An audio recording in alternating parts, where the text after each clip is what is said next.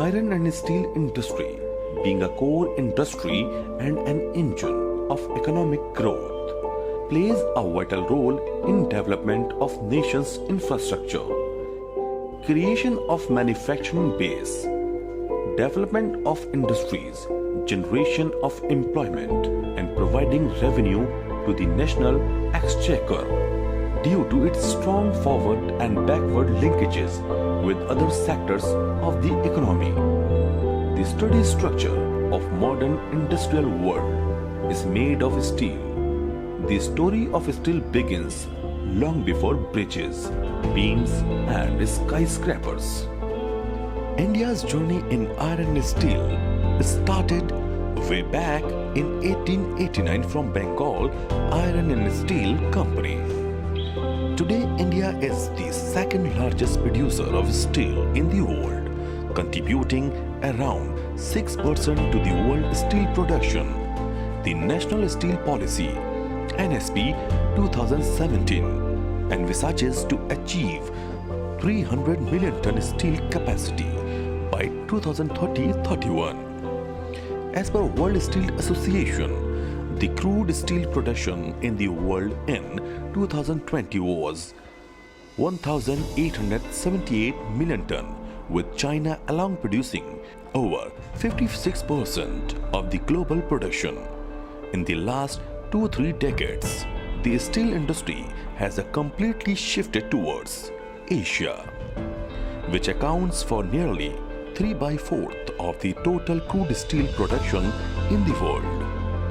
The trend of import-export of finished steel, including semis, in India in terms of value and quantity for the last 10 years.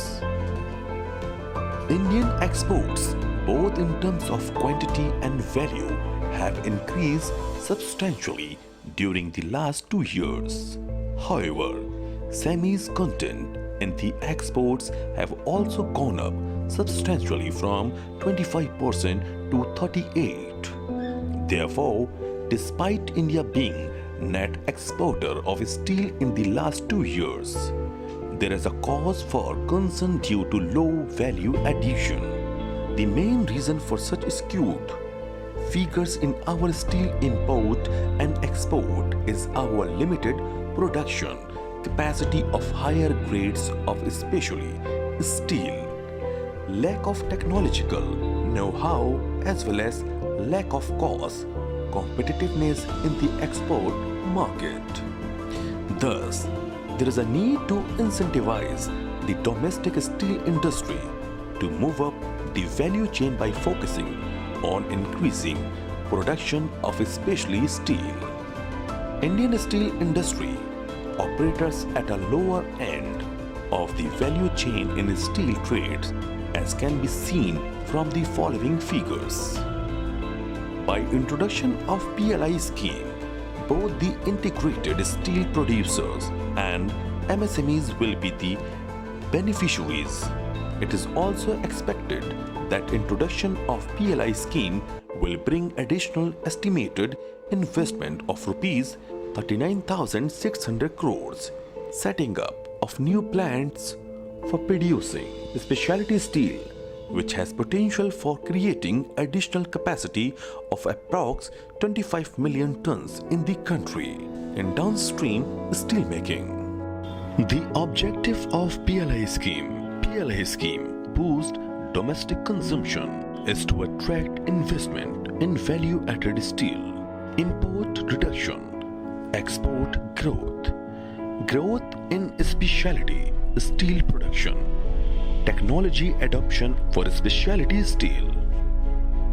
Guiding principles: innovation, equity and inclusiveness, promote export, reduce import, value-added steel production, strengthening Atmanirbhar Bharat.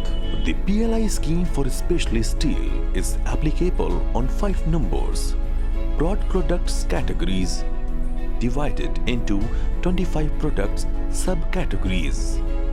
Further, the category-wise projected production, import and export of specialty steel have been assessed.